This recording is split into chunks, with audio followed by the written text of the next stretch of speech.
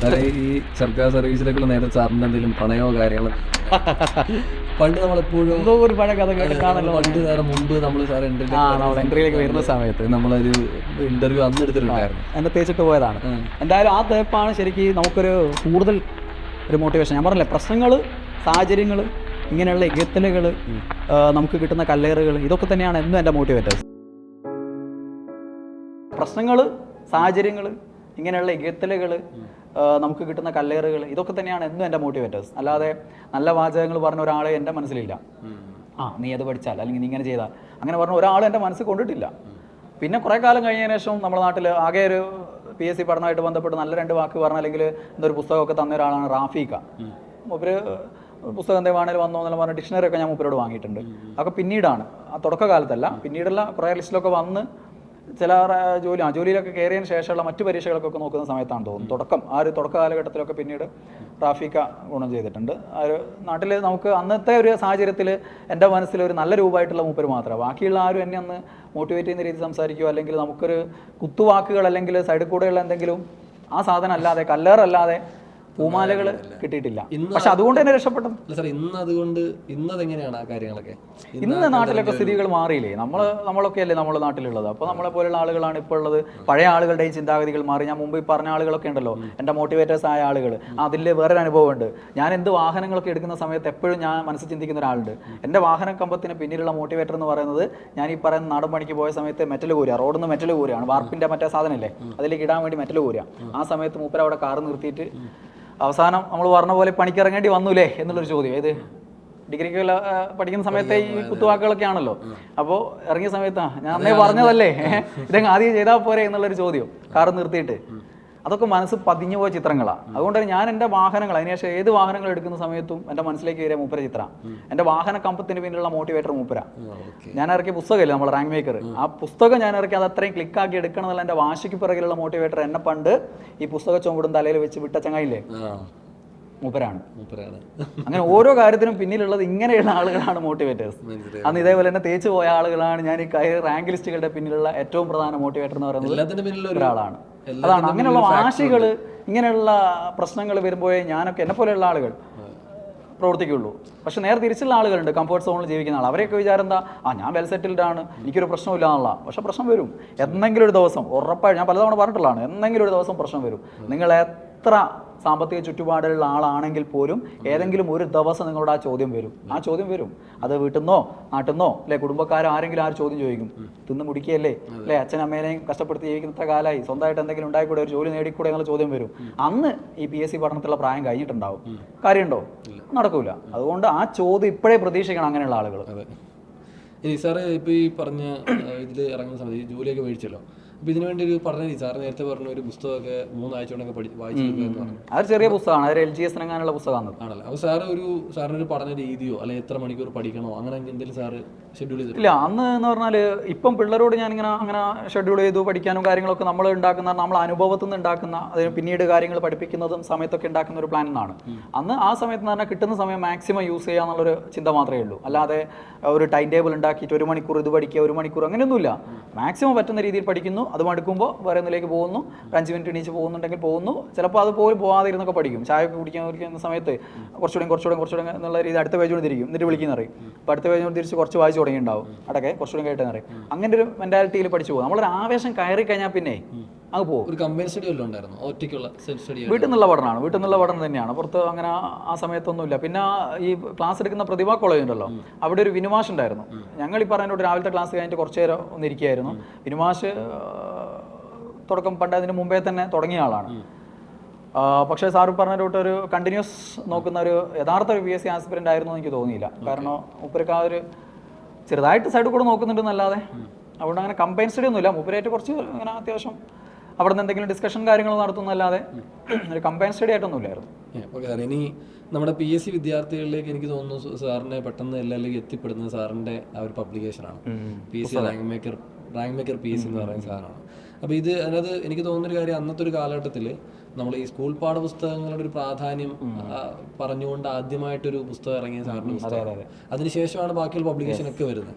അപ്പം അത് അങ്ങനത്തെ ഒരു തുടങ്ങാനായിട്ടുള്ളൊരു സാറിൻ്റെ ഒരു എങ്ങനെയാണ് സാറിൻ്റെ അത് ഞാൻ ഈ പറഞ്ഞല്ലോ, ഞാൻ ഏത് കാലവും PSC പരീക്ഷ ചെയ്യുന്ന കാലവും ഇപ്പോഴും എല്ലാം ചോദ്യ പേപ്പറുകളായിട്ട് ബന്ധം നിരന്തരം പുലർത്തിക്കൊണ്ടിരിക്കും. ഓരോ പരീക്ഷ കഴിയുന്ന സമയത്തും അതിൻ്റെ ക്വസ്റ്റ്യൻ പേപ്പറുകൾ വിശകലനം ചെയ്യും, നോക്കും. അപ്പോൾ അങ്ങനെ നോക്കുമ്പോൾ ചില ചോദ്യങ്ങൾ നമ്മളെ പരമ്പരാഗത രീതിയിലുള്ള റാങ്ക് ഫയലുകളിലൊന്നും കാണുന്നില്ല. അങ്ങനെയുള്ള ചില ചോദ്യങ്ങളെയും തപ്പി നടന്നതാണ്. ഗ്രാമീണ ചെണ്ടക്കാരൻ എന്നുള്ള ചോദ്യമാണ് അന്ന് ഞാൻ സ്ട്രൈക്ക് ചെയ്തത്. അപ്പോൾ അത് നമ്മളെ റാങ്ക് ഫയലൊന്നുമില്ല. അപ്പോൾ ഞാൻ തപ്പി നോക്കുമ്പോൾ ഇത് അവസാനിക്കുന്ന എൻ്റെ അന്വേഷണങ്ങൾ, ഇങ്ങനെയുള്ള അന്വേഷണങ്ങളൊക്കെ അവസാനിക്കുന്നത് 1-2 ചോദ്യ പേപ്പറുകളിലൊക്കെ അവസാനിക്കുന്നത് സ്കൂൾ പാഠപുസ്തകത്തിലാണ്. അങ്ങനെ എനിക്ക് തോന്നി ഇതെനി അടുത്ത പരീക്ഷകളിലൊക്കെ കൂടുതൽ വരാൻ സാധ്യത 1-2 ചോദ്യങ്ങളെ വരുന്നുള്ളൂ. അപ്പോൾ കൂടുതൽ വരാനുള്ള സാധ്യതയുണ്ട് എന്നുള്ള തോന്നി. അങ്ങനെ ആ സമയത്ത് തന്നെ തയ്യാറെടുപ്പ് തുടങ്ങി. 5 മുതൽ 10 വരെയുള്ളത് പാഠപുസ്തകങ്ങളിൽ നിന്ന് സെലക്റ്റീവായിട്ട്, കാരണം അന്നത്തെ പോലെ കംപ്ലീറ്റ് വേണ്ടല്ലോ, സെലക്റ്റീവ് സ്റ്റഡി അല്ലേ. അപ്പം ഏറ്റവും ഇമ്പോർട്ടൻ്റ് ആയിട്ടുള്ള പോയിന്റുകൾ ചേർത്തുകൊണ്ടാണ് അന്ന് first rank maker GK 5-in-1 എന്നുള്ള ബുക്ക് ഇറക്കിയത്. അത് ഇറക്കുന്ന സമയത്ത് എനിക്ക് തോന്നുന്നത് മുഖ്യധാര പബ്ലിക്കേഷൻസ് പോലും ഒരാളും SCERT ബേസ്ഡ് ബുക്കാന്ന് ഇറക്കിയിട്ടില്ല. പക്ഷെ അത് ബുക്ക് ക്ലിക്കായില്ല. കാരണം എന്താ, ആരും തിരിച്ചറിയുന്നില്ല, മേന്മ തിരിച്ചറിയുന്നില്ല. ഞാൻ ക്ലാസ് എടുക്കുന്ന സെന്ററുകളിലുള്ളവർക്ക് അറിയാം, ഞാൻ ക്ലാസ് എടുക്കുന്ന കുട്ടിയൊക്കെ അറിയാം, നമ്മളെ വാല്യൂ അറിയാമല്ലോ, ക്ലാസ് എടുക്കുന്നുണ്ട്, ഇത്രയും കാലം അനുഭവമുള്ള ആളാണെന്നൊക്കെ അറിയാം. അതുകൊണ്ട് അവർ വാങ്ങുന്നുണ്ട്. അതല്ലാതെ ഓൾ കേരള ക്ലിക്കാക്കാൻ ഞാൻ നോക്കിയിട്ട് നടന്നില്ല. അതിന്റെ പിന്നിൽ അത് ഭയങ്കര സ്ട്രഗിൾ ചെയ്തിട്ടാണ് ഞാൻ ക്ലിക്കാക്കിയത്. അതിനൊക്കെ വേണ്ടിയിട്ട് എന്തൊക്കെ എഫേർട്ട് എടുത്തിട്ടുണ്ടെന്ന് പറയാം. നമ്മൾ എന്ത് കാര്യം അങ്ങനെയാണ്, നമ്മൾ വിചാരിക്കും നമ്മൾ ഇത് നേടുന്നതോടുകൂടി നമ്മൾ കംഫർട്ട് സോണായി, ഇനി നമ്മൾ എന്ത് ചെയ്താൽ വിജയം, അങ്ങനെയൊന്നല്ല. എവിടെയും നമുക്ക് സ്ട്രഗിൾ ചെയ്യേണ്ടി വരും, എന്നാലും മാത്രമേ നേട്ടങ്ങൾ കിട്ടുള്ളൂ, എന്നാലേ നമുക്കത് കൂടുതൽ ആസ്വദിക്കാനും പറ്റുള്ളൂ. ഞാനത് വിജയിപ്പിക്കാൻ വേണ്ടി എന്തൊക്കെ ചെയ്തിട്ടുണ്ടെന്ന് അറിയോ? ഞാനും വൈഫും കൂടെ എവിടെയെങ്കിലുമൊക്കെ പോകുന്ന സമയത്ത് ഇറങ്ങിയിട്ട് ബുക്ക് സ്റ്റാളിൽ, ഞാൻ പറയും ഓളോട് ഇറങ്ങി ബുക്ക് സ്റ്റാളിൽ പോയി ചോദിക്കും റാങ്ക് മേക്കർ ഉണ്ടോ എന്ന് ചോദിക്കാൻ പറയും. അപ്പോൾ ഓളോടെ പോയിട്ട് റാങ്ക് മേക്കർ പുസ്തകം ഉണ്ടോ എന്ന് ചോദിക്കും. അപ്പോൾ ഇല്ല, നാളെ കിട്ടുമെന്ന് ചോദിക്കും. അപ്പോൾ എന്നാൽ എത്തിക്കാന്ന് പറയും. അപ്പോൾ ഇവരെന്ത് ചെയ്യൂ, റാങ്ക് മേക്കർ നോക്കിയിട്ട് 10 കോപ്പിമാറിൻ്റെ ഒരു വിളിക്കും, അങ്ങനെ ഓർഡർ വരുമല്ലോ. അപ്പോൾ അങ്ങനെ ചെയ്തിട്ടുണ്ട്, പോകുന്ന സ്ഥലങ്ങളിലൊക്കെ അങ്ങനെ ചെയ്തിട്ടുണ്ട്. പിന്നെ അതൊന്നും ചെറിയ രീതിയിലേ ക്ലിക്ക് ആവുള്ളൂ. പക്ഷേ ഏറ്റവും ക്ലിക്കായ എങ്ങനെയാണെന്ന് പറഞ്ഞു കഴിഞ്ഞാൽ, എൻ്റെ ആദ്യത്തെ പരീക്ഷയല്ലേ പണ്ട് ഞാൻ എഴുതി, അസിസ്റ്റൻറ്റ് സെയിൽസ്മാൻ, അതേ സെയിൽസ്മാൻ പരീക്ഷ തന്നെയാണ് എനിക്ക് പിന്നീട് ഗുണമായത്. ആ കാലഘട്ടത്തിൽ ഒരു സെയിൽസ്മാൻ പരീക്ഷ വന്നു. ആ സെയിൽസ്മാൻ പരീക്ഷയിൽ 20ഓളം ചോദ്യങ്ങൾ SCERT നിന്ന് വന്നു. അത് ഭയങ്കര റെക്കോർഡായിരുന്നു. 20 ചോദ്യങ്ങളൊക്കെ ഒറ്റയടിക്ക് റാങ്ക് ഫയൽ ഇല്ലാത്ത ചോദ്യങ്ങളല്ലേ. ആ 20 ചോദ്യങ്ങൾ വന്നപ്പോൾ എന്ത് ചെയ്തു, ബുക്ക് അങ്ങ് ക്ലിക്കായി. അത് ക്ലിക്കാക്കാൻ ഞാൻ എന്ത് ചെയ്തെന്ന് പറഞ്ഞാൽ ആൻസർ കീ തയ്യാറാക്കി. 1 മുതൽ 100 വരെ നമ്പർ ഇട്ട് വെച്ചു. എന്നിട്ട് പരീക്ഷ കഴിഞ്ഞ് ഒരു 15-20 മിനിറ്റ് കൊണ്ട്, അന്നത്തെ ക്വസ്റ്റ്യൻ പേപ്പർ നമുക്ക് എളുപ്പത്തിലല്ല, ഒരു ചോദ്യം ഉത്തരം അങ്ങനെയല്ലേ, അപ്പോൾ നമുക്ക് എളുപ്പത്തിൽ ആൻസർ കീ കണ്ടെത്താൻ പറ്റുമല്ലോ. ഒരു 10-20 മിനിറ്റ് കൊണ്ട് എന്ത് ചെയ്ത് ആൻസർ കീ ഉണ്ടാക്കി. എല്ലാം ആദ്യം നമ്പർ ഇട്ട് വെച്ചിട്ടുണ്ട്, 1 മുതൽ 100 വരെ നമ്പർ ഇട്ട് വെച്ചിട്ടുണ്ട്. എഴുതേണ്ട വാചകങ്ങളൊക്കെ താഴെ എഴുതി വെച്ചു. റാങ്ക് മേക്കർ തരംഗം, ഇത്ര ചോദ്യങ്ങൾ ഡാഷ് ഇട്ടിട്ട് നമ്പർ ഇടാതെ തരംഗങ്ങൾ, ഇത്രയും ചോദ്യങ്ങൾ ഇന്ന പരീക്ഷയിൽ എന്നൊക്കെ പറഞ്ഞ് ഇട്ട് വെച്ചു. എന്നിട്ട് എന്ത് ചെയ്തു, പരീക്ഷ വന്നതിന് ശേഷം ആൻസർ കീ പെട്ടെന്ന് തയ്യാറാക്കിയിട്ട് അത് സ്പ്രെഡ് ചെയ്തു.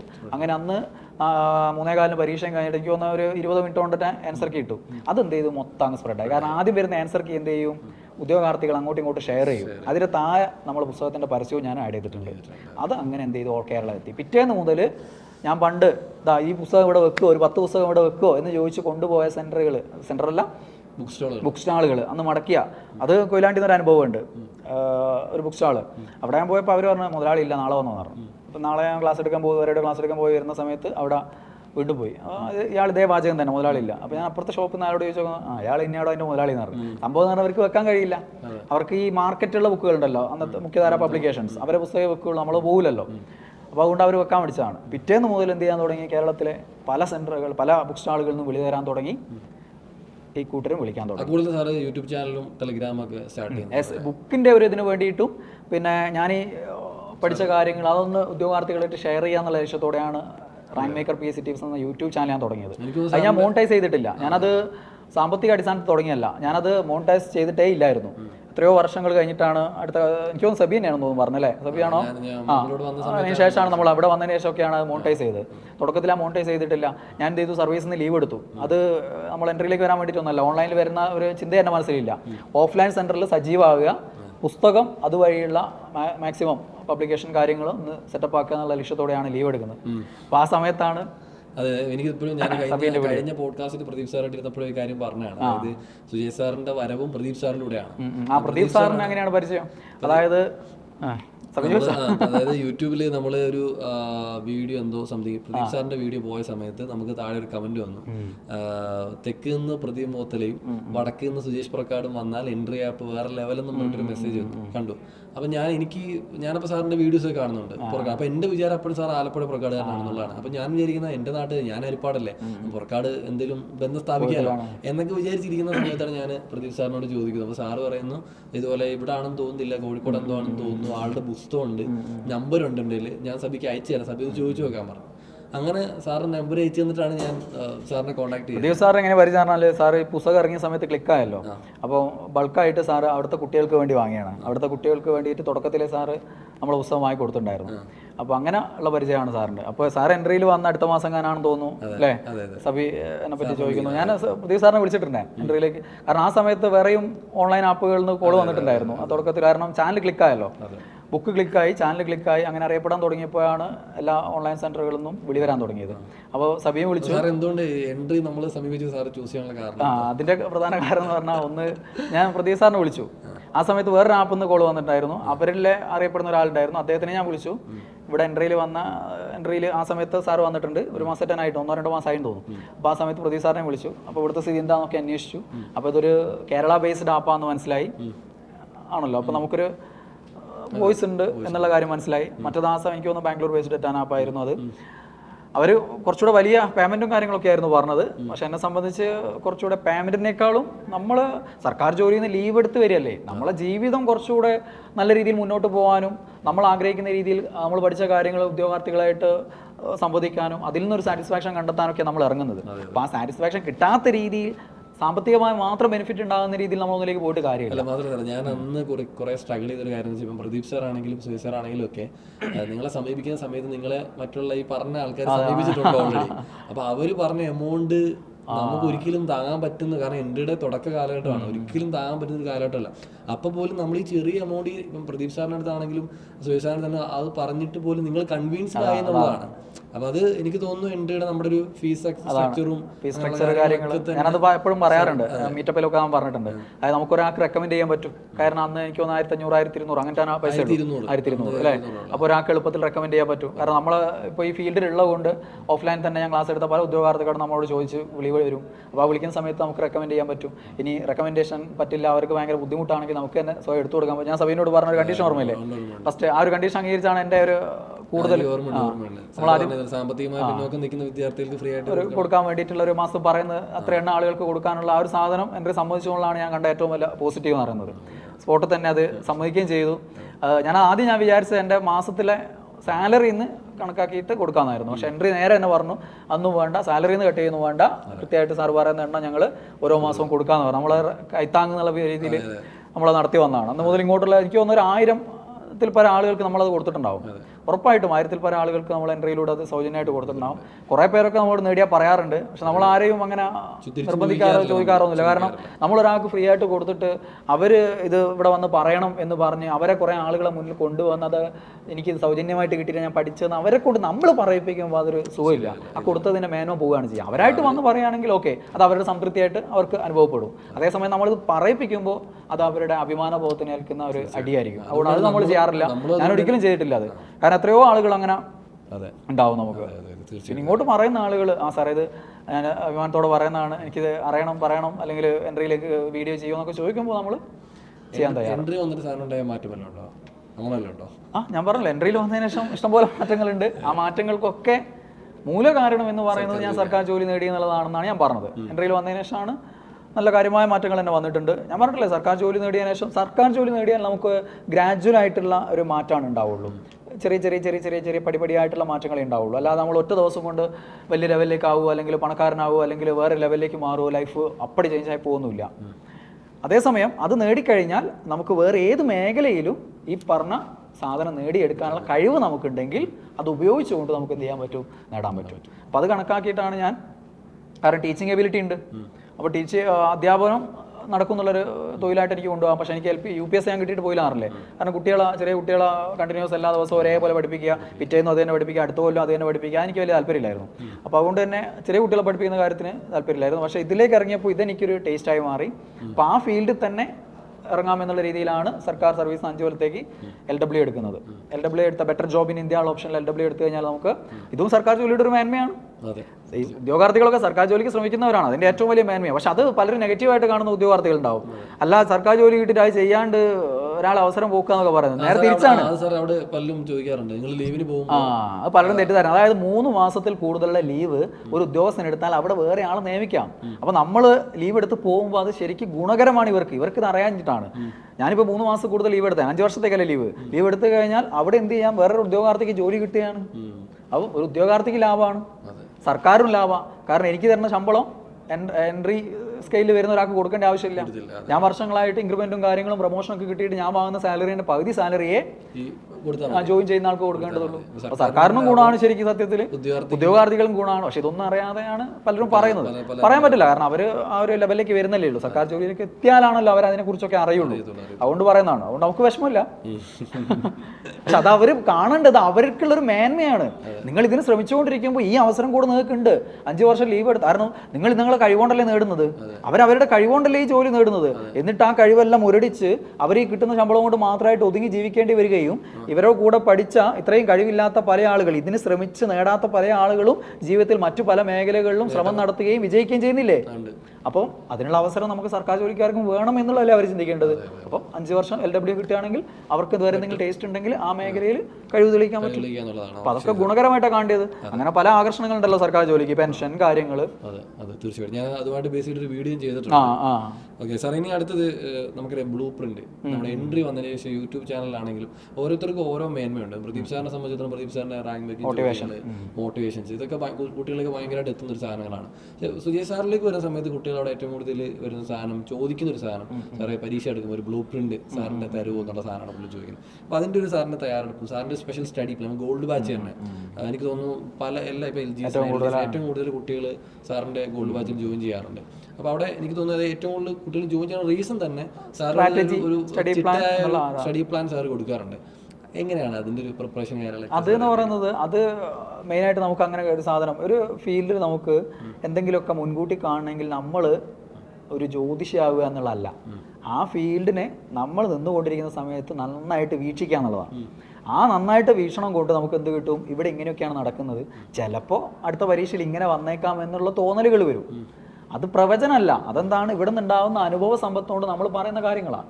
അതിൽ ചിലത് ശരിയാവും, ചിലത് തെറ്റും. അപ്പോൾ നമ്മളിങ്ങനെ സൂക്ഷ്മമായിട്ട് ഇതിനെ നോക്കിക്കൊണ്ടിരിക്കുന്ന സമയത്ത് ആ പറയുന്ന കാര്യങ്ങൾ പലതും നടക്കും. ഈ പറഞ്ഞ പോലെ ആ സമയത്ത് പരീക്ഷയിൽ SCRT ചോദ്യങ്ങൾ 1-2 വന്നപ്പോൾ തന്നെ ഇങ്ങനെ വരാൻ സാധ്യതയുണ്ടെന്ന് കണ്ട് നമ്മളത് ഇറക്കി, അത് ക്ലിക്കായി. ചിലപ്പോൾ ഒരുപക്ഷെ ചിലപ്പോൾ അത് അന്നത്തെ ട്രെൻഡ് മാത്രമായി ആ 2 ക്വസ്റ്റ്യൻ പേപ്പറിൽ വന്ന് നിന്ന് പോയിരുന്നെങ്കിൽ അത് നേരെ തിരിച്ചാവും. പക്ഷെ നമ്മൾ ആ ഒരു സാധ്യത കാണണം എന്നുള്ള, എവിടെയും നമ്മൾ അങ്ങനെയുള്ള എന്ത് സാധ്യതകളും കണ്ടെത്താൻ ശ്രമിക്കുക എന്നുള്ളതാണ്. അപ്പോൾ ഓരോ മേഖലയിലും നമ്മൾ അങ്ങനെ ഇറങ്ങിത്തിരിക്കുക. അപ്പോൾ അവിടെ അനുഭവ സമ്പത്ത് തന്നെയാണ് കാര്യം. കാരണം 2008 തുടങ്ങിയല്ലേ, ഇപ്പോൾ 16 വർഷമായില്ലേ. അപ്പോൾ അത്രയും ആ ഒരു എക്സ്പീരിയൻസ് തന്നെയാണ്. ഓരോ കാലഘട്ടത്തിലെയും ചോദ്യ പേപ്പറുകൾ കണ്ട് ശീലമുണ്ട്. PSCയുടെ രീതി എന്താണെന്നറിയാം. പിന്നൊരു പരീക്ഷ കഴിഞ്ഞാൽ അടുത്ത പരീക്ഷയിൽ ഏകദേശം എന്തൊക്കെയാണെന്നുള്ളത് നമുക്ക് 100 ചോദ്യം പ്രവചിക്കാൻ പറ്റിയില്ലെങ്കിലും ഈ 100 ചോദ്യങ്ങൾ കാണുമ്പോൾ ഇതിൽ നിന്ന് ഏതെങ്കിലുമൊക്കെ ഇതിന് സമാനമായിട്ട് ഇവിടെ വരാം എന്നൊക്കെയുള്ള മനസ്സിലാവുമല്ലോ. ഒരു കാര്യം കൂടി എനിക്ക് ആഡ് ചെയ്യാനുണ്ട്. ഓരോ ഉദ്യോഗാർത്ഥികളും ശരിക്കും ഒരു ബ്ലൂ പ്രിന്റ് സ്പെഷ്യലിസ്റ്റും സ്റ്റഡി പ്ലാൻ സ്പെഷ്യലിസ്റ്റ് ആവണം എന്നുള്ളതാണ് ഞാൻ ഉദ്ദേശിക്കുന്നത്. അതുകൊണ്ട് തന്നെയാണ് ഞാൻ യൂട്യൂബിലൂടെ അത് കൃത്യമായിട്ട് അവരോട് പറഞ്ഞു കൊടുക്കുന്നത്. കാരണം അങ്ങനെ ആയാലാണ് നമുക്ക് അവിടെ മറ്റുള്ളവരിൽ നിന്ന് വ്യത്യസ്തരായിട്ട് മുന്നോട്ട് പോകാൻ പറ്റുക. നമ്മൾ തന്നെ ചോദ്യപേപ്പറുകളായിട്ട് നല്ല ബന്ധം ഉണ്ടാക്കി ഇങ്ങനെയൊക്കെ വരും എന്നുള്ള ചിന്തിക്കാനുള്ള കഴിവുണ്ടാവണം. ഓക്കെ സാർ, ഇനി നമ്മൾ ഈ റാങ്ക് ബൂസ്റ്ററിന്റെ കാര്യം പറഞ്ഞു, സാറിന്റെ റാങ്ക് മേക്കർ പുസ്തകത്തിന്റെ കാര്യം പറഞ്ഞല്ലോ, അതിന്റെ ഒരു പുതിയൊരു എഡിഷൻ പ്രതീക്ഷിക്കാമോ? അത് ചെയ്യണമെന്നുണ്ട്. പിന്നെ തിരക്കുകളാണല്ലേ നമ്മൾ എൻട്രിയിലെ തിരക്കുകൾ. അതെ, അങ്ങനെയൊക്കെ ഇറക്കണമെന്നൊക്കെ ഉണ്ടായിരുന്നു. എനിക്ക് തോന്നുന്നു 2021 എഡിഷനാണ് ലാസ്റ്റ്. 2021 ശേഷമുള്ള ക്വസ്റ്റ്യൻ പേപ്പറുകളൊക്കെ ചേർത്തുകൊണ്ടും പിന്നെ ഹയർ സെക്കൻഡറിയിലെ കാര്യങ്ങളൊക്കെ ചേർത്തുകൊണ്ടൊക്കെ ഇറക്കണമെന്നുണ്ട്. എൻട്രി ഞാനത് സബി നമ്മൾ ചർച്ച ചെയ്തിട്ടുള്ളൊരു കാര്യമാണ്. നമുക്ക് എൻട്രിക്ക് ഒരു പബ്ലിക്കേഷൻ വിങ് അല്ലേ, ഒരു അത് അങ്ങനെയാണല്ലോ ചെയ്തിരിക്കുന്നത്. അതല്ലാതെ നമുക്കൊരു പബ്ലിക്കേഷൻ വിങ് തുടങ്ങണമെന്നോ നമ്മളതായിട്ടുള്ള രീതിയിൽ സബിയോട് ചേർത്തുകൊണ്ട് അങ്ങനെ പബ്ലിക്കേഷൻ വിങ് ഒക്കെ നമുക്ക് സ്റ്റാർട്ട് ചെയ്യണമെന്നൊക്കെ ഉണ്ട്. എനിക്ക് സത്യം പറഞ്ഞാൽ സാറിന്റെ പേഴ്സണലി എല്ലാ അധ്യാപകരോടും നല്ല കണക്ഷനാണ്. ഇപ്പം പ്രദീപ് സാറുമായിട്ടാണെങ്കിലും സാറുമായിട്ടാണെങ്കിലും ഒക്കെ നമുക്ക് ഒരു എൻട്രിയിൽ ഒരു ജോലിക്ക് അപ്പുറത്തേക്ക് ഒരു പേഴ്സണൽ കണക്ഷൻ ഉണ്ട്. സാറുമായിട്ടും ഉണ്ട്, പ്രദീപ് സാറുമായിട്ട്, ഇവിടുത്തെ എല്ലാ അധ്യാപകരോട്ടും ഉണ്ട്. നമ്മുടെ പേഴ്സണൽ കാര്യങ്ങൾക്കാണെങ്കിലും പല രീതിയിലും നിങ്ങളുടെ സജഷൻസും അത്തരത്തിൽ പല സഹായങ്ങളും നമുക്ക് കിട്ടിയിട്ടുമുണ്ട്. അപ്പോൾ തീർച്ചയായിട്ടും ഈ ഒരു ബന്ധം നമ്മളെപ്പോഴും എല്ലാവരും പറയാറുണ്ട്, എൻട്രിയുടെ ഒരു ടീമാണ് ഇതിൻ്റെ ഒരു ഊർജ്ജം എന്ന് പറയാറുണ്ട്. തീർച്ചയായിട്ടും അത് വലിയ സന്തോഷമാണ്. കാരണം ഒരേ മനസ്സുള്ള എല്ലാ അധ്യാപകരെയും കൂടെ കിട്ടി എന്നുള്ളതാണ് എനിക്കും ഏറ്റവും വലിയൊരു സന്തോഷം. അപ്പോൾ അതും ഇനിയും നല്ല നല്ല ആൾക്കാരെ കിട്ടണമെന്നുണ്ട്. നമുക്ക് പുതിയ പുതിയ ആൾക്കാരെയൊക്കെ എൻട്രിയുടെ ഭാഗമാക്കണം എന്ന് ആഗ്രഹമുണ്ട്. അപ്പോൾ തീർച്ചയായിട്ടും ഈ ഒരു സഹകരണം വീണ്ടും തുടർന്നും പ്രതീക്ഷിച്ചുകൊണ്ട് പോവുകയാണ്. രോഹിണി സാർ, ഇനി നമ്മൾ എനിക്ക് തോന്നുന്നു സാറിൻ്റെ ജീവിതത്തിലൂടെയുള്ള യാത്ര നമ്മൾ ഏകദേശം കഴിഞ്ഞു. സാറിന് വേറെ എന്തെങ്കിലും ഒരു ആഗ്രഹമുണ്ടോ? ഇനി നെക്സ്റ്റ് ലെവൽ എന്തെങ്കിലും ആവണം? ആഗ്രഹങ്ങൾ ഞാൻ നേരത്തെ പറഞ്ഞില്ലേ, നമ്മള് ഇപ്പൊ കഴിഞ്ഞ case sir second paper first paper clear ചെയ്തു. സെക്കൻഡ് പേപ്പർ സാർ അത്ര ഒന്നും പ്രിപ്പയർ ചെയ്യാതാണ് സാർ പോയത്. എന്നിട്ട് സാർ ലിസ്റ്റിൽ വന്നു. അപ്പൊ സാറിന് അത് ഇനി അടുത്തൊരു കേസ് വന്നു കഴിഞ്ഞാൽ സാറ് കേസ് ആ ഒരു ടൈമിൽ എൻ്റെ ഒരു സ്വപ്നമായിരുന്നു. പക്ഷെ കേസ് ആയിട്ട് ഒരു കേസ് ആയിട്ട് ജോലി ചെയ്യാൻ വേണ്ടിയിട്ടൊന്നല്ല. കാരണം നമ്മൾ ഈ ഒരു സർവീസിൽ നിന്ന് തിരിച്ച് ഇതിലേക്ക് ഇറങ്ങി കേസിൽ നിന്ന് നമ്മൾ തിരിച്ച് പരിശീലനത്തിന് ഇറങ്ങുമ്പോൾ നമ്മൾ കുറച്ചുകൂടെ നമ്മുടെ ലെവൽ മാറും. ആ ലെവൽ ചേഞ്ച് ചെയ്യാൻ വേണ്ടിയിട്ട് കേസ് കിട്ടണം എന്നൊക്കെയുള്ള ഭയങ്കര ആഗ്രഹം എനിക്കുണ്ടായിരുന്നു. പക്ഷേ അതിന് വേണ്ടിയിട്ട് എനിക്ക് അത്ര പ്രയത്നിക്കാൻ പറ്റിയില്ല. പ്രിലിംസ് ക്ലിയർ ചെയ്തു. മെയിൻസിൻ്റെ സമയത്ത് എൻട്രിയിൽ നമ്മൾ വലിയ തിരക്കുകളിലായി പോയി. പിന്നെ ഒരു 15 ദിവസം മാത്രമാണ് ഞാൻ ലീവ് എടുത്തത്. എൻട്രിയിൽ നിന്നൊരു 5 ദിവസം മാത്രമാണ് എനിക്ക് കിട്ടിയത്. ഒരു 5 ദിവസമൊന്നും കേസിൻ്റെ ഒരു മെയിൻസ് പരീക്ഷയ്ക്ക് നമ്മൾ പഠിക്കുക എന്ന് പറഞ്ഞാൽ അത് കേട്ടാൽ തന്നെ കുറവാണ്. 5 ദിവസത്തെ പഠനം കൊണ്ടൊക്കെ ഒന്നും ആവില്ല. പിന്നെ ഞാൻ മലയാളത്തിലായിരുന്നു അന്ന് എഴുതിയത്. അതും നെഗറ്റീവായി. എനിക്ക് മലയാളത്തിൽ എഴുതിയവർ വളരെ ചെറിയൊരു ശതമാനം മാത്രമേ വിജയിച്ചിട്ടുള്ളൂ എന്നാണ് പിന്നീട് അറിയാൻ കഴിഞ്ഞത്. കാരണം ഒരു ചോദ്യം അതിൻ്റെ ആൻസർ ചെയ്യാൻ ഒരു 3 വരി അങ്ങനെയൊക്കെ ആയിരുന്നു. അപ്പോൾ അതിൽ നമ്മൾ ഇംഗ്ലീഷിലാണെങ്കിൽ നമുക്ക് ക്രിസ്പായിട്ട് ഏറ്റവും സിമ്പിളായിട്ട് എഴുതി തീർക്കാം. മലയാളത്തിൽ നമ്മൾ ഒന്നാമത്തെ ആ ഒരു പോയിന്റ് എഴുതുമ്പോൾ തന്നെ ഏകദേശം ആ 3 വരി തീരും. അടുത്ത വരി എഴുതാൻ തുടങ്ങുമ്പോഴേക്കും സ്പേസ് ഉണ്ടാവില്ല. അപ്പം മലയാളത്തിൽ എഴുതുന്ന ഭയങ്കര ബുദ്ധിമുട്ടായി. അങ്ങനെയുള്ള ആരെങ്കിലും കേസിനൊക്കെ തയ്യാറെടുക്കുന്ന ആളുകൾ ഉണ്ടാവുകയാണെങ്കിൽ അത് പ്രത്യേകം ശ്രദ്ധിക്കുക. ഇംഗ്ലീഷ് എഴുതാനുള്ള ഒരു കാര്യം പ്രത്യേകം ശ്രദ്ധിക്കുക. എനിക്കിനി സർവീസ് സംബന്ധമായിട്ട് അങ്ങനെ ആഗ്രഹങ്ങൾ വേറെ ഇല്ല. കാരണം ഇനി വേറെ ഒരു ജോലി നേടണം അങ്ങനെയുള്ള ആഗ്രഹങ്ങളില്ല. ആഗ്രഹം ഉണ്ടായിട്ടും കാര്യമില്ല, ഏകദേശം പ്രായം കഴിയാൻ പോവുകയാണ്. അപ്പോൾ അങ്ങനെയുള്ള ആഗ്രഹങ്ങളില്ല. പിന്നെ ഓരോ സമയത്തും നമ്മൾ ബക്കറ്റ് ലിസ്റ്റിലേക്ക് ഓരോ സാധനങ്ങൾ ഇങ്ങനെ ആഡ് ചെയ്ത് വെച്ചാലാണ് നമുക്കത് നേടാനുള്ളൊരു ത്വര ഉണ്ടാവും. അത് ഓരോ സമയത്തുള്ള ഓരോ ടേസ്റ്റിനനുസരിച്ചുള്ള ഓരോ ആഗ്രഹങ്ങളാണ്. ഇപ്പോൾ നമ്മൾ ഈ ഫീൽഡിൽ നിൽക്കുമ്പോൾ സ്വാഭാവികമായിട്ട് എൻട്രിയുടെ ഭാഗമായിട്ട് നിൽക്കുമ്പോൾ എൻട്രിയിലൂടെ ഇപ്പോൾ എൻ്റെ ഗോൾഡ് ബാച്ചിലൂടെ മാക്സിമം റിസൾട്ട് കൊണ്ടുവരിക. ഞാനിപ്പോൾ കഴിഞ്ഞ ദിവസങ്ങളിൽ ഞങ്ങളുടെ ഒരു ഗോൾഡ് ബാച്ചിൻ്റെ സെഷനിൽ ഞാൻ അവർക്ക് ഒരു ഇതൊക്കെ കൊടുത്തിട്ടുണ്ട്, ഓഫറൊക്കെ കൊടുത്തിട്ടുണ്ട്. അതായത് 14 ജില്ലകളിൽ LDCയിൽ ഒരു 10 ജില്ലയിലൊക്കെങ്കിലും നമുക്ക് എൻട്രിയിൽ നിന്ന് ആദ്യം റാങ്ക് പിടിക്കണം. അതിലൊരു 5 പേരെങ്കിലും എൻ്റെ ഗോൾഡ് ബാച്ചിൽ നിന്ന്, നമ്മുടെ സുജേഷ് പുറക്കാട് സ്പെഷ്യൽ ഗോൾഡ് ബാച്ചിൽ നിന്ന് ഉണ്ടാവണം. നിങ്ങൾ എനിക്ക് വാക്ക് തരണം എന്ന് പറഞ്ഞിട്ട് കുറേ പേര് എനിക്ക് വാക്ക് തന്നിട്ടുണ്ട്. അവരൊക്കെ എന്നോട് ഇന്ന റാങ്ക് നേടും എന്നൊക്കെ പറഞ്ഞ ആളുകളുണ്ട്. ഞാൻ സേവ് ചെയ്ത് വെച്ചിട്ടുണ്ട്. LDC കോഴിക്കോട് 1ാം റാങ്ക് എന്ന് പറഞ്ഞിട്ട് നേടും എന്ന് അങ്ങനെ തന്നെ അവരെ പേര് സേവ് ചെയ്ത് അവർ മെസ്സേജ് അയച്ചതിന് ശേഷം അങ്ങനെ തന്നെ സേവ് ചെയ്ത് വെച്ചിട്ടുണ്ട്. എറണാകുളം 1ാം റാങ്ക് നേടും, അങ്ങനെ തിരുവനന്തപുരം 1ാം റാങ്ക് നേടും എന്നൊക്കെ പറഞ്ഞാൽ കട്ടക്ക് നല്ല കോൺഫിഡൻസ് കാണിച്ച അതൊക്കെ ഭയങ്കര കോൺഫിഡൻസ് ആണ്. നല്ല ആറ്റിറ്റ്യൂഡ് അല്ലേ? അങ്ങനെ ഒരാൾക്ക് പറയാൻ പറ്റുമെന്ന് പറഞ്ഞാൽ, കാരണം എല്ലാവരും മടിയാണ്, ഇതിനെ ഇറങ്ങിത്തിരിക്കാൻ തന്നെ മടിയാണ്. മറ്റോരെന്ത് വിചാരിക്കും നോക്കിയാൽ. അപ്പോൾ അങ്ങനെ പറഞ്ഞ ആളുകളുടെ നമ്പറൊക്കെ അങ്ങനെ തന്നെ സേവ് ചെയ്ത് വെച്ചിട്ടുണ്ട്. അപ്പോൾ ഞാൻ പ്രതീക്ഷിക്കുന്ന ഒരു സാധനമാണ് ഈ വരുന്ന LDCയുടെ റിസൾട്ട് വരുന്ന സമയത്ത് ഒരു 5 ജില്ലകളിലെങ്കിൽ ആദ്യ റാങ്ക് നമ്മുടെ ഗോൾഡ് ബാച്ചിൽ നിന്ന് ഉണ്ടാവണം. അവർക്ക് ഓഫർ കൊടുത്തിട്ടുണ്ട്. 14 ജില്ലയിൽ നമ്മുടെ കൂട്ടത്തു നിന്ന് ആദ്യ റാങ്ക് നേടുകയാണ് നിങ്ങളെങ്കിൽ അവർക്കൊരു 10,001 രൂപ പ്രൈസും പറഞ്ഞിട്ടുണ്ട്. കാരണം ഇതിലൊക്കെയാണ് ഇപ്പോൾ സന്തോഷം. ഇപ്പോൾ കാരണം നമ്മൾ ഈ ഫീൽഡിലാണ് നിൽക്കുന്നത്. ഇവിടെ നിൽക്കുമ്പോൾ എനിക്കിനി നേടാനൊന്നുമില്ല, ഈ ഫീൽഡിൽ എനിക്ക് നേടാനൊന്നും ആഗ്രഹമൊന്നുമില്ല. അപ്പോൾ നമ്മളിലൂടെ നേടുന്ന നമ്മളിലൂടെ അല്ല, നമ്മളതിൻ്റെ ഒരു ഭാഗമാക്കായിട്ട് നേടുന്ന ആളുകൾ. ഇപ്പം എൻ്റെ ബാച്ചിലാവുമ്പോൾ എൻ്റെ ഒരു സ്റ്റഡി പ്ലാൻ ഉപയോഗിച്ചുകൊണ്ട് നമ്മുടെ ഒരു നിർദ്ദേശം സ്വീകരിച്ചുകൊണ്ട് നമ്മുടെ എൻട്രിയിലെ ക്ലാസ്സുകൾ കണ്ടുകൊണ്ട് പഠിച്ച് മുന്നേറി പോകുന്ന ഒരാൾ നേടുമ്പോൾ നമുക്കത് കുറച്ചുകൂടി ഒരു സന്തോഷം കിട്ടുന്നൊരു കാര്യമാണ്. പ്രത്യേകിച്ചും നമ്മുടെ ബാച്ചിൽ നിന്നാകുമ്പോൾ നമുക്ക് കുറച്ചുകൂടെ സന്തോഷം ഉണ്ടാവും. സ്വാഭാവികം, ഏതൊരു മനുഷ്യനും അങ്ങനെ തന്നെയാണല്ലോ. അപ്പോൾ അതൊക്കെയാണ് ഇപ്പോൾ എൻ്റെ ഏറ്റവും വലിയ സന്തോഷങ്ങൾ. അതുകൊണ്ട് തന്നെയാണ് ഞാനിപ്പോൾ റാങ്ക് നേടുന്ന കാര്യങ്ങളൊക്കെ ആരറിയിച്ചാലും നമ്മൾ ചാനലിലും ഇൻസ്റ്റയിലും ഒക്കെ ഷെയർ ചെയ്യലാണ് ഞാൻ എല്ലായിടത്തിലും. അതെ, ഇപ്പോൾ ഇന്റർവ്യൂവിനും എല്ലാ ജില്ലകളിലും പോകാൻ ഞാൻ തയ്യാറാണ്. ഭയങ്കര സന്തോഷമാണ്. ഇപ്പോൾ അതിലൂടെയാണ് ഞാൻ സന്തോഷം കാണുന്നത്. ശരിക്കിപ്പോൾ എനിക്ക് മറ്റു റിസൾട്ട് എല്ലാം വരുന്ന സമയത്ത് ആ മീറ്റപ്പ് ഞാൻ കാത്തിരിക്കുന്ന ഒരു സാധനം. നമ്മുടെ അടുത്ത മീറ്റപ്പ് ഭയങ്കര ആഗ്രഹത്തോടെ കാത്തിരിക്കുന്നത്. കാരണം എത്രയോ കുട്ടികൾ മെസ്സേജ് അയച്ചിട്ടുണ്ട്, ബ്ലൂ പ്രിന്റ് കൊണ്ട് രക്ഷപ്പെട്ടു പോയ സാറേ, മറ്റേ സാറിൻ്റെ സ്റ്റഡി പ്ലാൻ കൊണ്ട് രക്ഷപ്പെട്ടു പോയ, അങ്ങനെയൊക്കെ പറയുന്ന എത്രയോ പേരുണ്ട്. അപ്പോൾ അവരെയൊക്കെ കാണാനും അവരുടെ ആ ഒരു വിജയത്തിൽ പങ്കാളിയാവാനും പണ്ട് ഞാൻ അഭിമാനബോധത്തോടെ പറഞ്ഞ പോലെയുള്ള അവരുടെ ഡയലോഗ് കേൾക്കാനൊക്കെയാണ് ഇപ്പോൾ ഏറ്റവും ആഗ്രഹം. അതേപോലെ തന്നെ ഇങ്ങനെ വിജയിച്ച ആളുകൾ വിളിക്കുന്ന സമയത്ത് അവരുടെ വീട്ടിലൊക്കെ പോയിട്ട് അവരെ കാണാനും നമ്മുടെ ഇൻ്റർവ്യൂ ഒക്കെ എടുക്കാനൊക്കെ ഭയങ്കര താല്പര്യമാണ്. ഇപ്പോൾ ഉദ്യോഗാർത്ഥികളുടെ ഇതിൻ്റെ സമയത്തൊക്കെ വീഡിയോ എടുക്കുന്ന സമയത്തൊക്കെ അവർ വീഡിയോ കോൾ ചെയ്യാറുണ്ട്.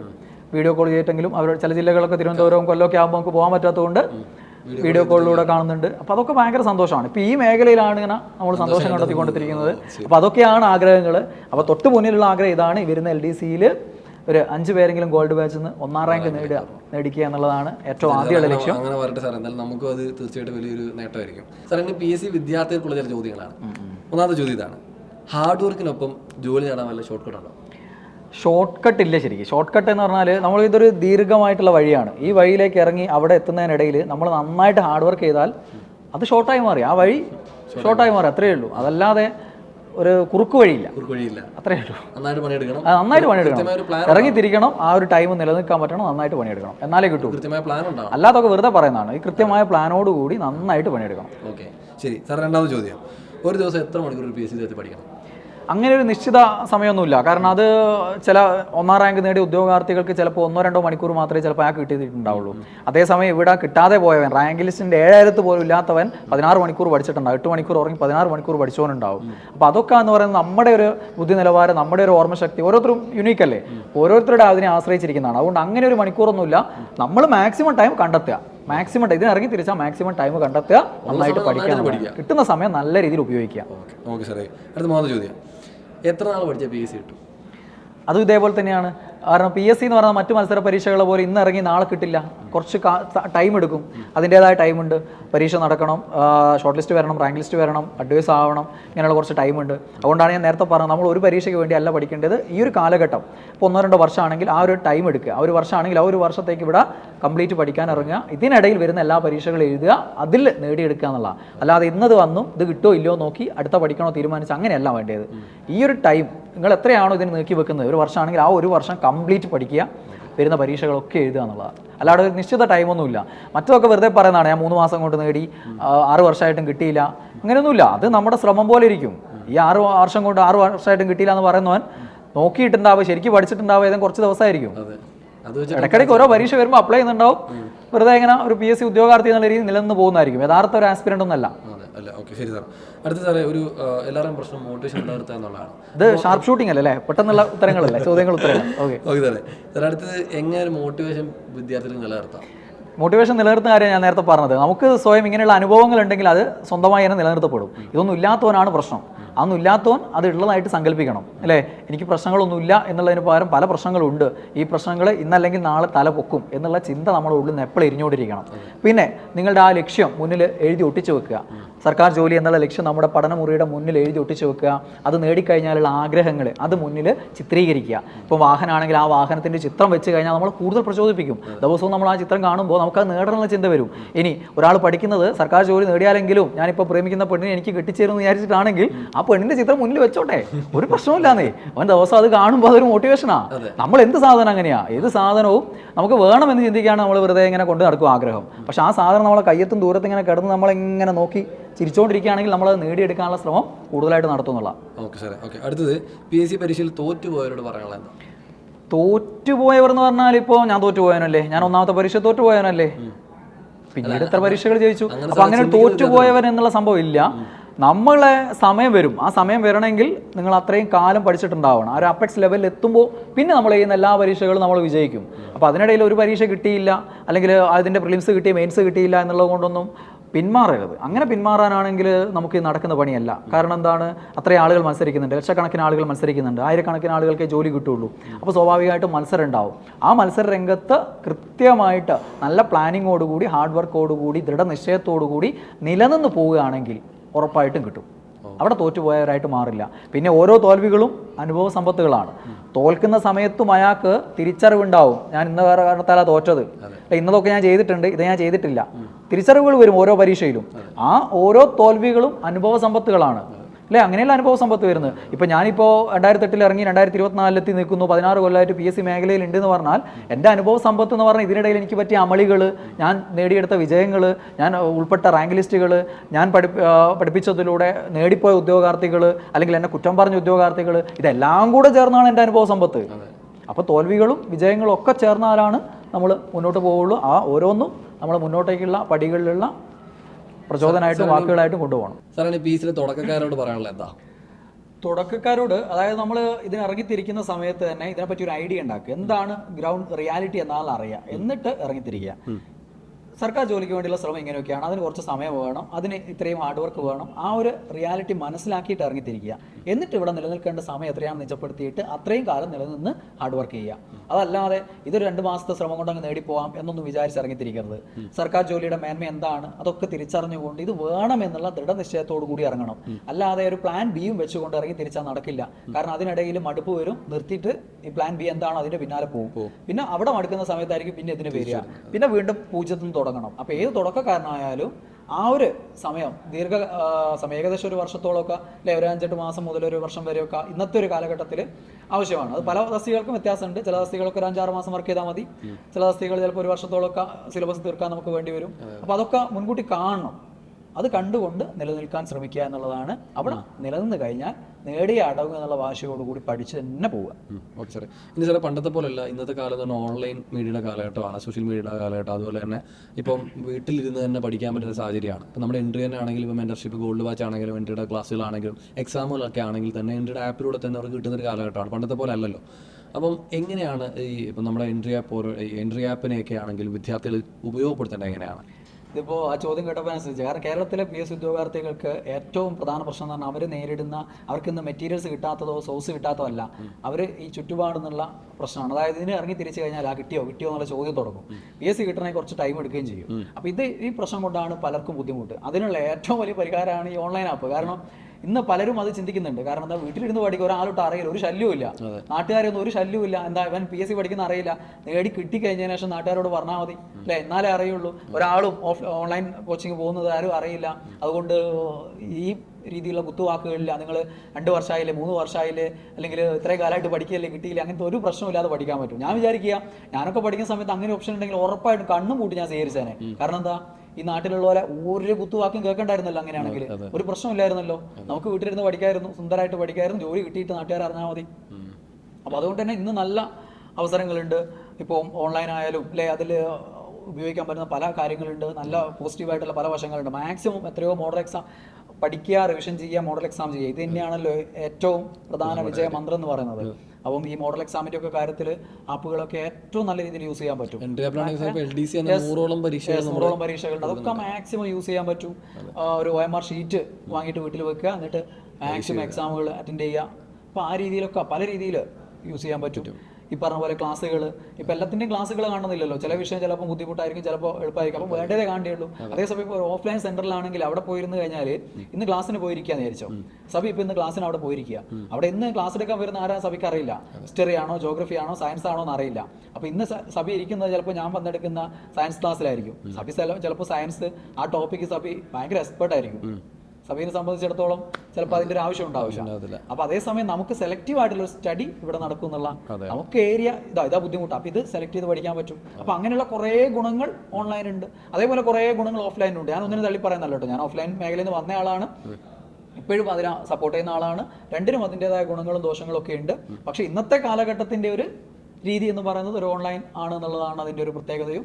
കുറെ കൂടുതൽ കാര്യങ്ങൾ, ഗുണഗണങ്ങൾ ഉപയോഗപ്പെടുത്താൻ പറ്റും. ഇവര് പക്ഷേ മാക്സിമം യൂസ് ചെയ്യാൻ പറ്റും. അതെ, ഉപയോഗിക്കാൻ പറ്റും. വിദ്യാർത്ഥികളാണ് പലരും വിചാരിക്കുന്നത് വീട്ടിൽ ഇരുന്ന് പഠനം നടക്കുന്നില്ല എന്നൊരു ചിന്താഗതി, ഒരു നെഗറ്റീവ് ടോക്ക് ഉണ്ടാവും. കാരണം പുറത്ത് ആളുകൾ പലരും പറയും, പല യൂട്യൂബേഴ്സൊക്കെ ആപ്പ് കോപ്പാണ്, ആപ്പൊന്നും ഇല്ലാതെ പഠിക്കാം അല്ലേ എന്നൊക്കെ പറയും. അതൊക്കെ എന്ന് പറഞ്ഞാൽ എന്താ വിഷയം എന്ന് പറഞ്ഞാൽ, ഈ PSC മേഖലയിൽ തോറ്റവരാണ് ഏറ്റവും കൂടുതലുള്ളത്. നേരത്തെ ഞാൻ പറഞ്ഞ ആ തോറ്റവർ, ഇത് ശ്രമിക്കുന്നു, ആ നടന്നില്ല, അപ്പൊ ഞാൻ തന്നെ തോറ്റവനാണ് എന്ന് വിചാരിച്ചുകൊണ്ട് പിന്മാറുന്ന ആളുകൾ, അങ്ങനെയുള്ള തോറ്റവരാണ് ഇവിടെ കൂടുതൽ ഉണ്ടാവുക. കാരണം ലക്ഷങ്ങൾ മത്സരിച്ചിട്ട് ആയിരങ്ങൾക്കല്ലേ കിട്ടുള്ളൂ. അപ്പൊ തോറ്റവരാണ് ഏറ്റവും കൂടുതലുള്ളത്. ആ തോറ്റവരുടെ സ്ഥിതി എന്ന് പറയുന്നത് എപ്പോഴും എനിക്ക് കിട്ടാത്തതിനെ കുറ്റം പറയുക അല്ലേ, അല്ലാതെ അതിന് പൊക്കി പറയില്ലല്ലോ. അത് നിങ്ങൾ ശ്രമിച്ചാൽ കിട്ടും, ഞാൻ ശ്രമിച്ച് കിട്ടാണ്ടായി, അങ്ങനെ പറയില്ലല്ലോ. അപ്പൊ അതുകൊണ്ട് തന്നെയാണ് ഈ നെഗറ്റീവ് ടോക്ക് ഏറ്റവും കൂടുതൽ വരുന്നത്. അതല്ലാതെ ഉപയോഗിക്കുന്നവൻ നല്ല രീതിയിൽ ഉപയോഗിക്കാനുള്ള സ്കോപ്പ് അവിടെ ഉണ്ട് എന്നുള്ള, കാരണം അവൻ്റെതായ രീതിയിൽ ഉപയോഗിക്കാം. മറ്റത് മൊത്തത്തിൽ അവിടെ നിന്ന് ആരാണോ ആ പ്രോഡക്റ്റ് തരുന്നത് അവർ ഉദ്ദേശിക്കുന്ന പോലെ ഉപയോഗിക്കാൻ പറ്റുള്ളൂ. പക്ഷെ ഓൺലൈൻ അതല്ല, അവർക്ക് എങ്ങനെയാണോ അനുയോജ്യം ആ രീതിയിൽ ഇതിനെ മാറ്റി ഉപയോഗിക്കാൻ പറ്റും. ഇപ്പം ഈ ക്ലാസ്സുകൾ കണ്ടാൽ മതി, ഇത് മതി അല്ലെ, ഈ എക്സാമുകൾ അറ്റൻഡ് ചെയ്യുകയാണെങ്കിൽ അതും ചെയ്യാം. ഇന്നത്തെ ഡേറ്റിൽ പഠിക്കാൻ തരുന്ന സാധനം അത് എളുപ്പമാണെങ്കിൽ അന്നത് പഠിക്കാതെ എന്ത് ചെയ്യാൻ പറ്റും, വേണ്ട മോഡൽ എക്സാമുകളോ വേറെ എന്തെങ്കിലും റിവിഷൻ എക്സാമുകളോ അറ്റൻഡ് ചെയ്യണമെങ്കിൽ അത് അറ്റൻഡ് ചെയ്യാൻ പറ്റും. അങ്ങനെയുള്ള കുറേ ചോയ്സുകൾ ഉണ്ടാകും. സാർ, ഇപ്പോൾ അടുത്ത സെക്രട്ടറി ടെസ്റ്റിന്റെ അതുപോലെ തന്നെ നമ്മുടെ CPO SC ഒക്കെ അടുത്ത 2025 വരാനിരിക്കുകയാണ്. അപ്പോൾ ഇതിനൊക്കെ ഈ വിദ്യാർത്ഥികൾ ഇപ്പോഴേ തന്നെ തയ്യാറെടുപ്പ് തുടങ്ങേണ്ടതുണ്ടോ? അത് നമ്മളിപ്പോൾ സെപ്പറേറ്റ് വീഡിയോ തന്നെ ചെയ്തിട്ടുണ്ട്. അതായത് നമ്മൾ പറഞ്ഞതിൻ്റെ കാതൽ അത് തന്നെയാണ്. ഇത് ഇത്ര നേരമായിട്ട് പറഞ്ഞ കാര്യങ്ങൾ തന്നെ അതുണ്ട്. ഒരു പരീക്ഷ വരുമ്പോൾ ആ സമയത്ത് മാത്രം നോക്കിക്കൊണ്ട് ഇന്ന് ഒരു സർക്കാർ ജോലി നേടിയെടുക്കാൻ പറ്റില്ല. അതിനൊരു ദീർഘകാലത്തെ ശ്രമം നിർബന്ധമാണ്. സാറിന്റെ ബാച്ച് അതേപോലെ തന്നെ ഫൗണ്ടേഷൻ ബാച്ച്, ഒരു വർഷത്തെ ബാച്ച് നല്ല രീതിയിൽ ഒരു പരീക്ഷയ്ക്ക് ഇന്ന് നോട്ടിഫിക്കേഷൻ വന്നിട്ട് ആ ഒരു പരീക്ഷയ്ക്ക് ആ ഒരു സമയത്ത് മാത്രം നോക്കുക, ആ ഒരു മെന്റാലിറ്റി കാര്യമില്ല. നമ്മൾ ഇറങ്ങിത്തിരിക്കുക, പിന്നെ ഈ ഒരു ടൈം നോക്കുക എന്നുള്ളത് തന്നെയാണ് ഏറ്റവും പ്രധാനം. അത് ഏത് പരീക്ഷയായാലും. Okay sir, okay. വളരെ വിലപ്പെട്ട സമയങ്ങളാണ് സാറ് നമുക്ക് നൽകിയത്. കുറേയധികം കാര്യങ്ങൾ നമ്മൾ സംസാരിച്ചു. അപ്പോൾ നമ്മൾ കുറേയധികം കാര്യങ്ങൾ സാറോട് ഡിസ്കസ് ചെയ്തു. സാറിൻ്റെ പേഴ്സണൽ ലൈഫിലൂടെ നമ്മൾ പോയി. അതുപോലെ തന്നെ നമ്മൾ PSC വിദ്യാർത്ഥികൾക്ക് വേണ്ട കുറേയധികം കാര്യങ്ങൾ, മോട്ടിവേഷൻസ് ആയാലും എനിക്കൊന്ന് സാറ് പറഞ്ഞാൽ കുറേയധികം പോകുന്നുണ്ടായിരുന്നു. നമ്മുടെ ഒരാൾ മോട്ടിവേഷൻ തന്നിട്ടല്ല, നമ്മുടെ ജീവിതാനുഭവങ്ങളാണ് നമ്മുടെ മോട്ടിവേഷൻ ആക്കേണ്ടതെന്ന് സാർ എടുത്തെടുത്ത് പറയുന്നുണ്ട്. തീർച്ചയായിട്ടും അത് നിങ്ങളുടെ ജീവിതത്തിൽ നിങ്ങൾ പ്രാവർത്തികമാക്കുമെന്ന് വിശ്വസിക്കുന്നു. അതുപോലെ തന്നെ സാറ് പറഞ്ഞ കാര്യങ്ങൾ, നമ്മുടെ പഠനത്തിൽ വരുത്തേണ്ട സ്ട്രാറ്റജി എന്താണ്, അതുപോലെ തന്നെ PSC പരീക്ഷയ്ക്ക് തയ്യാറെടുക്കുമ്പോൾ അല്ലെങ്കിൽ ഇറങ്ങുന്നവർ എന്ത് കണ്ടിട്ടാണ് ഇറങ്ങേണ്ടതെന്നുള്ള എല്ലാ കാര്യങ്ങളും വളരെ വ്യക്തമായിട്ട് സാർ പറഞ്ഞിട്ടുണ്ട്. പിന്നെ അത് കൂടാതെ തന്നെ നമ്മൾ യൂട്യൂബ് ചാനലിലൂടെ നമ്മൾ സാറ് തന്നെ ഓരോ പരീക്ഷകൾ വരുമ്പോൾ അതിൻ്റെ സ്റ്റഡി പ്ലാനുകളാണെങ്കിലും അതുപോലെ നമ്മുടെ ബ്ലൂ പ്രിൻ്റ് ആണെങ്കിലും ഒക്കെ ഇറക്കി തരുന്നുണ്ട്. അതുപോലെ ഹോട്ട് ടോപ്പിക്സ്, നിങ്ങൾ തുടക്കക്കാരൊക്കെ പഠിക്കാൻ വേണ്ടി ഹോട്ട് ടോപ്പിക്സും അതിൻ്റെ കണ്ടൻറ്റും ഒക്കെ സാർ തന്നുകൊണ്ടിരിക്കുകയാണ്. അപ്പോൾ തീർച്ചയായിട്ടും ഈ ഒരു വീഡിയോ നിങ്ങൾക്ക് എല്ലാവർക്കും ഉപകാരപ്രദമായിട്ടുണ്ട് എന്ന് വിശ്വസിക്കുന്നു. അപ്പോൾ മറ്റൊരു എപ്പിസോഡ് വീണ്ടും കാണാം. അപ്പോൾ സാറ് നമുക്ക് ഇവിടെ പറഞ്ഞാലോ, നമുക്ക് നിർത്താം അല്ലേ? അപ്പോൾ നന്നായിട്ട് നോക്കിക്കോളുക. ഒരു സർക്കാർ ജോലി നേടിക്കഴിഞ്ഞാൽ അന്തസ്സോടെ ജീവിക്കാം. നിങ്ങൾ ആഗ്രഹിക്കുന്ന രീതിയിൽ ജീവിതം മുന്നോട്ട് കൊണ്ടുപോകാൻ പറ്റും. നിങ്ങൾ ഇത്രയും കാലം നേരിട്ട അപമാനങ്ങൾക്കും എല്ലാത്തിനും മധുര പ്രതികാരങ്ങൾക്കുള്ള അവസരങ്ങളായിരിക്കും പിന്നീട് അങ്ങോട്ടേക്ക്. ഞാനൊക്കെ ആ ജീവിതത്തിൽ അനുഭവിച്ച പ്രശ്നങ്ങളിൽ നിന്ന് പിന്നീട് അങ്ങോട്ടേക്ക് ഈ ജോലി നേടിയതിന് ശേഷം പല സമയങ്ങളിലായിട്ട് പലവിധ മധുര പ്രതികാരങ്ങളിലൂടെ കടന്നുപോയിട്ട് ആ സന്തോഷം അനുഭവിച്ചുകൊണ്ട് ജീവിച്ചു പോകുന്നതാണ്. അപ്പോൾ നിങ്ങൾക്കും അങ്ങനെയുള്ള പ്രശ്നങ്ങളും കാര്യങ്ങളൊക്കെ നേരിട്ടിട്ടുണ്ടാവും. അതിനൊക്കെയുള്ള മധുര പ്രതികാരത്തിലുള്ള അവസരങ്ങളൊക്കെ കൈവരട്ടെ എന്നൊക്കെ ആശംസിക്കുന്നു. അപ്പോൾ എല്ലാവർക്കും ഓക്കെ, ഓൾ ദ ബെസ്റ്റ്. വേറെ വീഡിയോ ആയിട്ട് വീണ്ടും കാണാം. ബൈ.